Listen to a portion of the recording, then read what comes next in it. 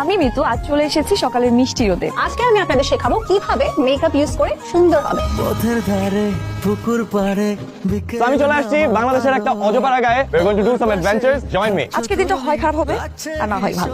Blogger Mitu, যাকে সারা দেশ চেনে, তার নিজের গ্রামের লোকজনই তাকে চেনে না। আজকে আপনি আমাদেরকে কি পিঠা বানানো দেখাবেন?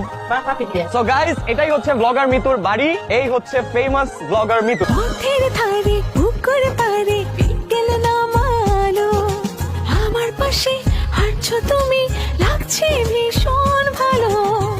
ফুলের ঘ্রাণে পাতার গানে আবেগ ছোঁয়া ক্ষণে ছেলেটা কাজ করতে আসছে, এখন যদি ওকে তাড়াইয়া দেওয়া হয় তাহলে এই গ্রাম সম্পর্কে একটা বাজে ধারণা হবে না ওর?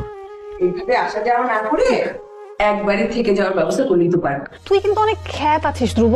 তোমার চোখে হাসি, মনে প্রেম